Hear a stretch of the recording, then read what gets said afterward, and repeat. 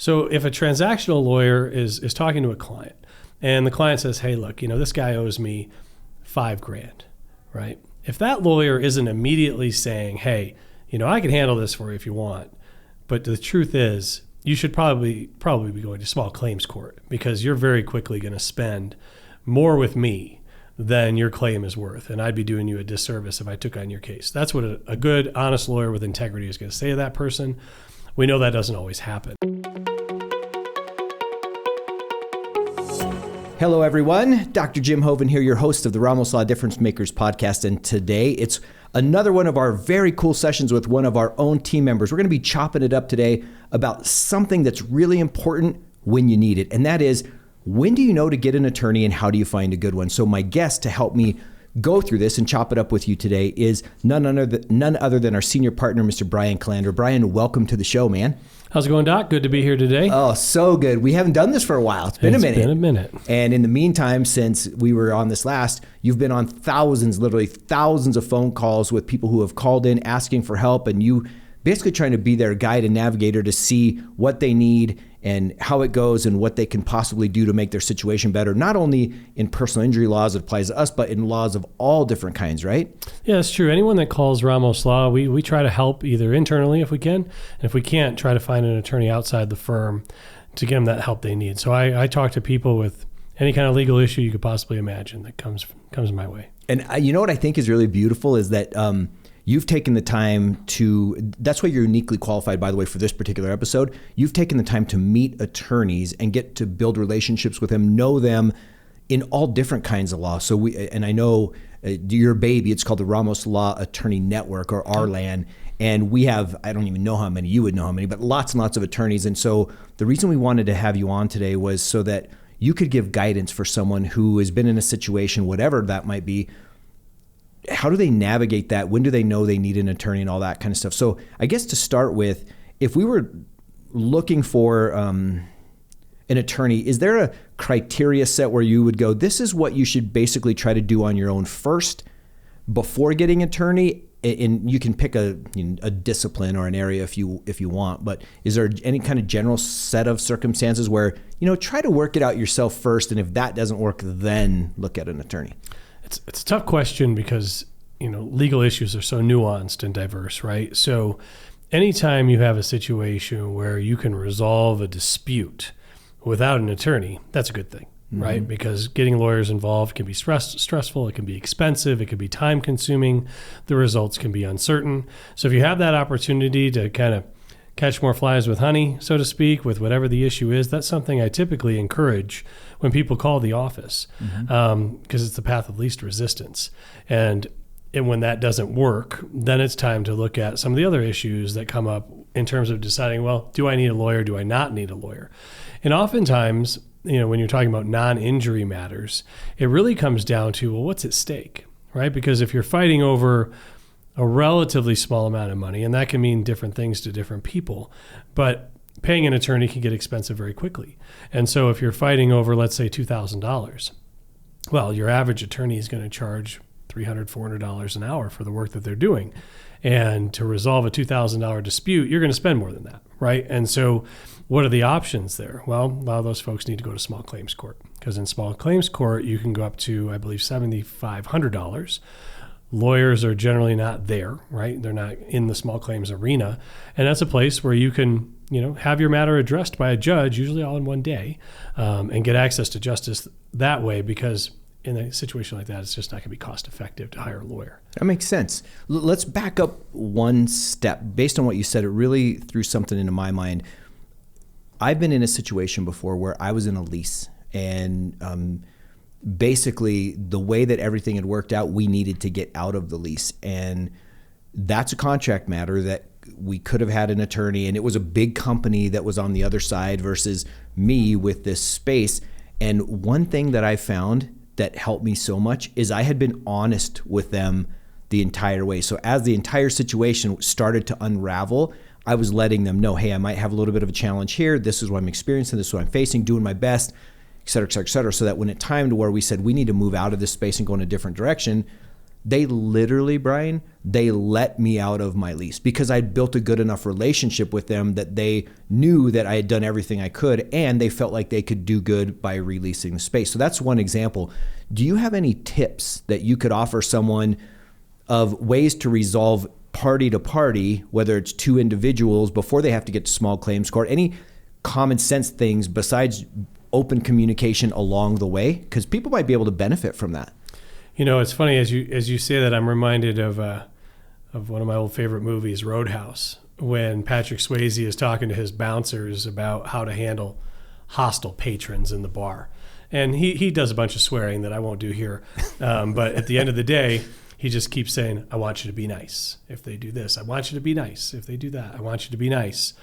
And then ultimately he says, until it's time to not be nice, right? And that's really where you want to start, because it worked out for you, right? Yes. You were just nice and you communicated openly. And a lot of people will skip that part, that civility, right? That just that human part of the equation because they're upset or they're pissed off, or they just think that if they go in hot and they go in hostile, that they're somehow going to get a better result. Through intimidation or something like that. And it rarely works. And it's really a simple question to ask yourself. When do you ever want to help somebody that's not treating you right? Mm-hmm. That's not being kind to you. That's not treating you with respect. And so even when I'm practicing law, I try to follow that same type of approach when I'm dealing with opposing counsel or I'm dealing with an insurance adjuster.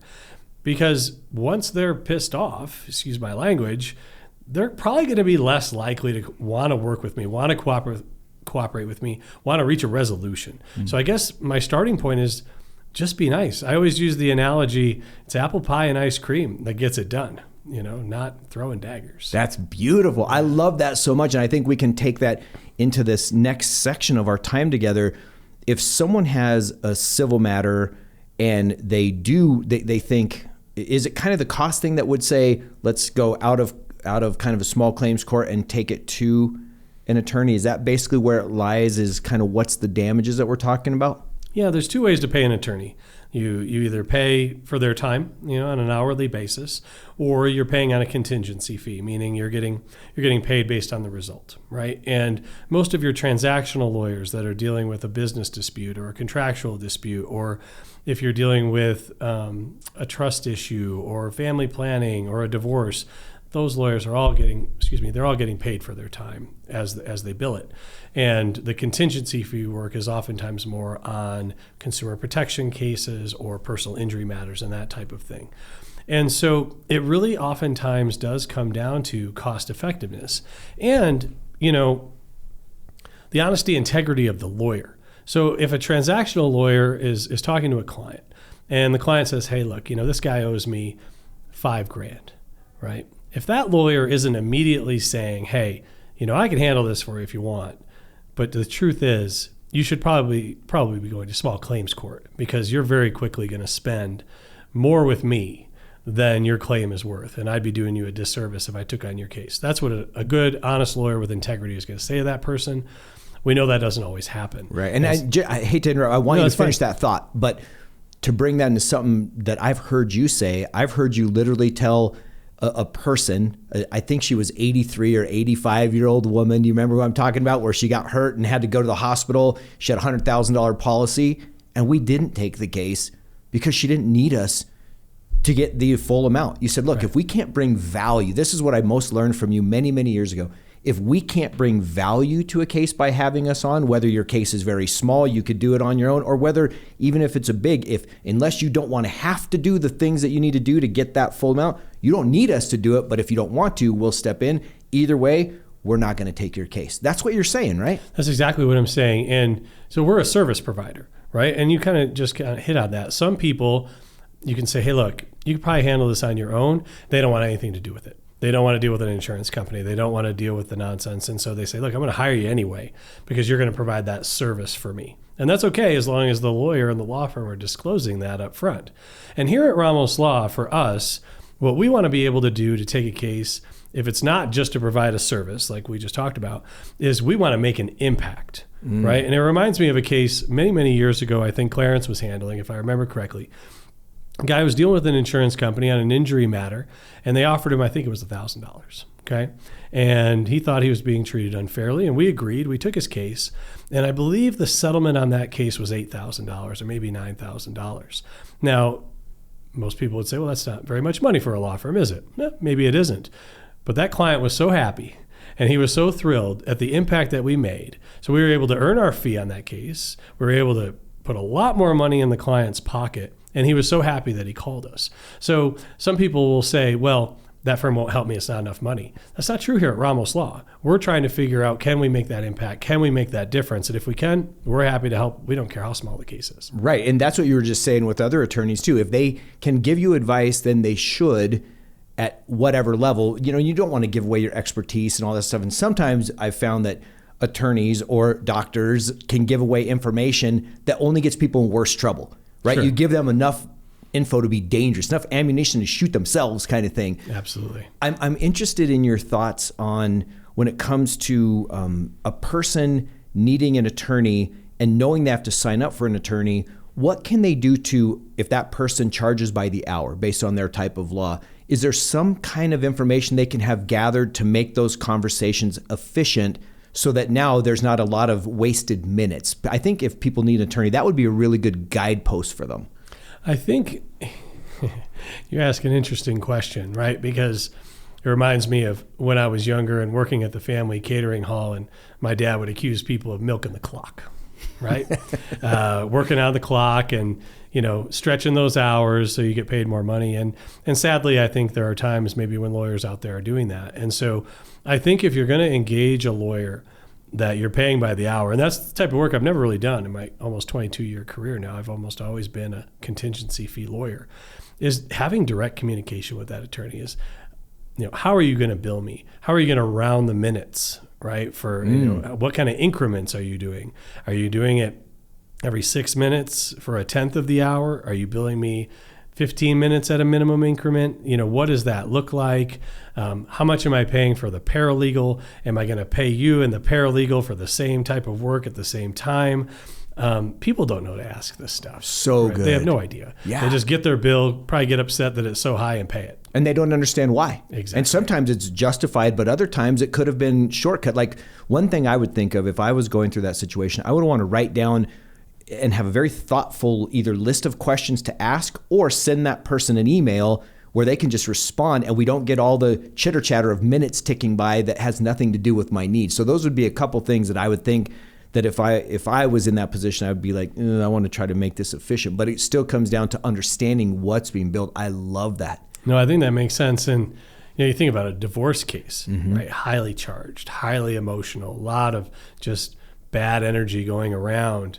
And, you have a client that's talking with a divorce attorney and just, in an emotional state. Venting. Right, venting. And they're paying for that time and not accomplishing anything on their case, right? And it's hard for them to not do that, right? Because they have that person to vent to, right? And so if a person wants to keep those bills low, they really need to think about what you just said, which is, I need to be quick. I need to get my answers. I need to get out and move on because I'm paying for this time. And my lawyer is going to be all too happy to give me their time because I'm paying for it, right? And so that's what you're left with. It's hard to do because any type of time you're dealing with a lawyer, it's usually for something sensitive, right? Something really important and near and dear to the heart, whether it's a divorce or a contractual dispute, or dealing with someone that's passed away and you have a will issue or a trust issue, and so it's really easy for those people to start talking, right? That's going to cost you. Absolutely, and there are times, and maybe you can speak to this a little bit, when firms, whether they be ours or different firms, do either pro bono cases or there's legal aid funds. Can you speak to typically what makes a lawyer decide this is a pro bono case? Is it typically a standard within the firm, or is it something that tugs at an individual's heartstrings? What's your experience and thoughts on that? Every firm is going to approach pro bono work differently. Here at Ramos Law, we encourage that. Our lawyers know that they can come to us with projects that they want to take on, and generally have some latitude there at their own discretion to take on some of that work because we think it's important to give back. Other law firms may not have that type of policy. And if you're working in a law firm and you're an attorney, you're going to have permission, from somebody to go ahead and take on that work. And so I think every law firm approaches it a little differently. I think some give back more than others. But as a profession, it's really important for us because access to justice is not cheap. And there are a lot of folks in this country that are marginalized and quite frankly don't have access to justice because they can't afford it. And as lawyers, we need to push back on that as much as we can and try our best to each do our own bit and give our own time when we can to try to help those folks. I love that. I remember, do you remember when we would keep track of these numbers, of the number of donated hours that we would do and the number of donated cases? And I know that we were upwards of $1 million in us in fee, basically saying, no, we won't take that because we felt it was the right thing in that moment with that particular case or that group or this person that we gave to. And I think it's important. And this is not for someone that might be watching or listening to take the thought of, ooh, I'm going to go in there and ask for pro bono work, but rather, again, good communication, honesty, tell them where you're at. And if it warrants it, then maybe there's a break to be had. And I think that might go into a nice little segue into something on legal specialties. Someone who, it wouldn't make sense for someone who's a top shelf, I think you call them like silk stocking attorney. Is that what they're called? The firms? Excuse me. Silk stocking law firms are your big fancy law firms. Yeah. Those guys, some of them, they are so specialist at what they do that if you need them, it's probably not pro bono work because it's just, you're so deep in the weeds at that point. But talk to me a little bit about specialists and why it's a good idea. For example, and you can speak to what we do, but maybe something else too. If someone's in a car crash, to go to a contract attorney or a divorce attorney, not necessarily a good idea because the playing fields are so different. They're different games. So speak to that sense of specialties within the legal industry. Well, I'd probably start with an analogy to the medical world, right? And you don't go to a brain surgeon when you need heart surgery. Why is that? Well, because that brain surgeon doesn't have anything to do with heart surgery, and you have them do it, they might kill you, right? And so the same is very much true with attorneys. Now, 100 years ago, give or take, you'd find a lot more general practitioners in the law, right? Where you could just go see your lawyer for any kind of issue. Those days are pretty much over. There aren't a lot of general practitioners out there that handle lots of different areas. And one of the reasons for that is, well, there's a few reasons. There's a lot more lawyers out there, right? And the law has evolved. It has become far more expansive and detailed. And if you don't know what you're doing, you could end up screwing something up when you're trying to help somebody. So, any lawyer out there that's listening to this knows that they've gotten a call from a family member or a friend, and same thing with you as a chiropractor, right? Someone called you and probably asked you about something about hematology. And they ask you these questions thinking that you have the answers. And you don't. Right. You just don't have the answers because you've never done that type of work. You don't have any experience. And other than, sitting for a bar exam, that's about the only thing that you could probably answer. And so when you're looking for an attorney, one of the key questions that you're going to want to know is, do they know what they're talking about? Do they know what they're doing?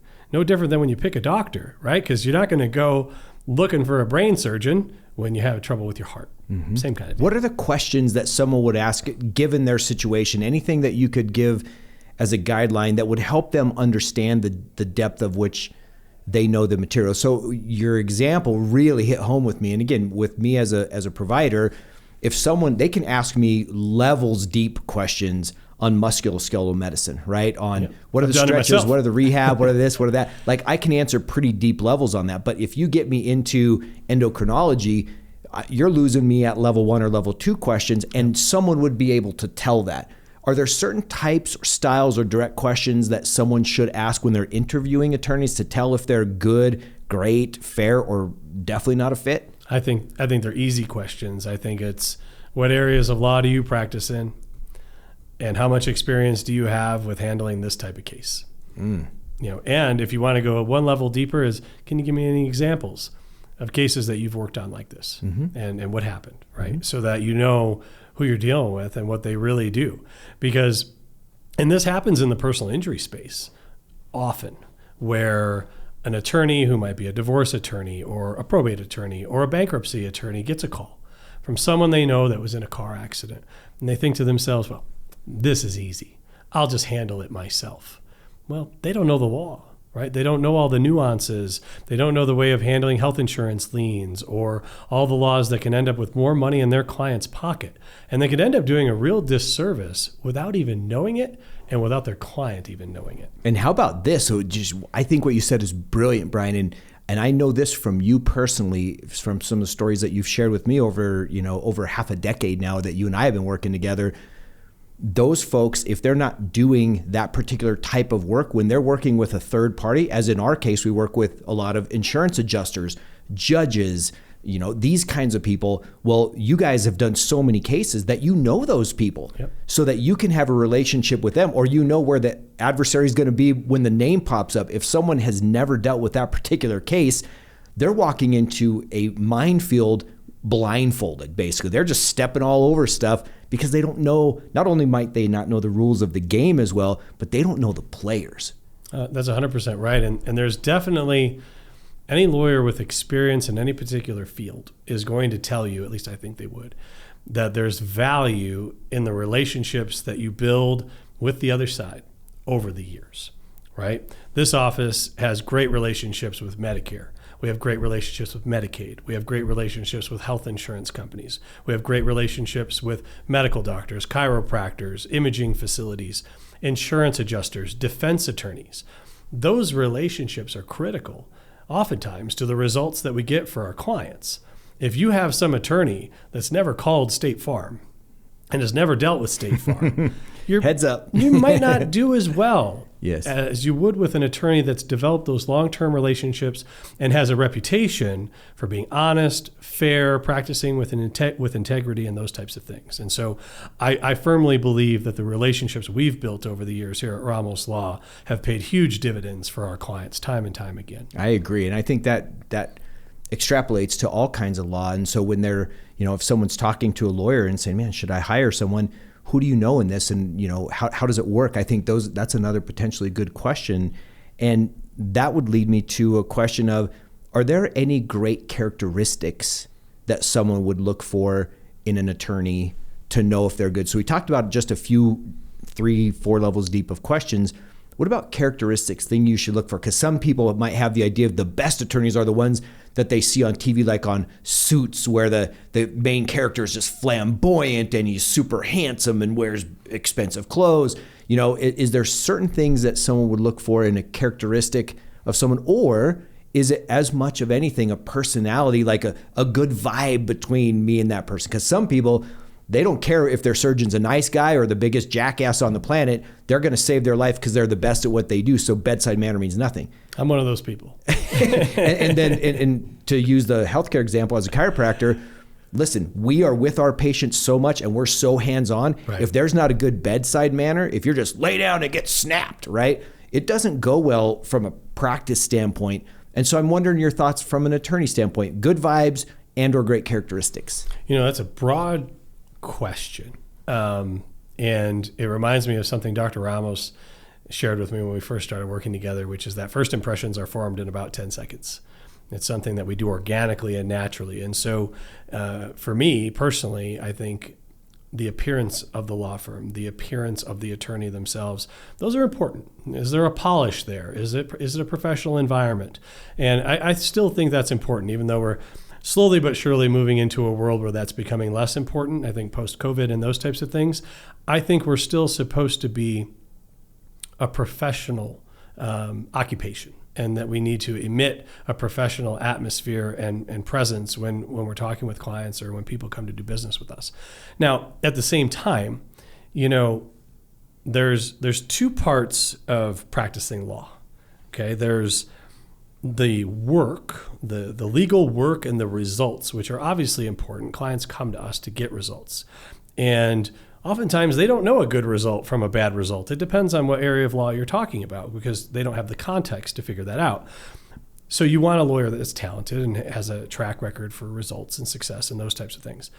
The other part is the service to the client, right? No different than going to a restaurant, right? You go to a restaurant, have a great steak dinner, but the service was terrible, right? How do you feel when you leave there? Yeah. You're paying a high price point, right? You probably don't go back, right? It should be the same for the practice of law. You're paying a lot of money for the work that you're having done. You should expect that person to be professional and to deliver great results, but you should also expect really great service. So for example, you reach out to an attorney you're thinking about hiring.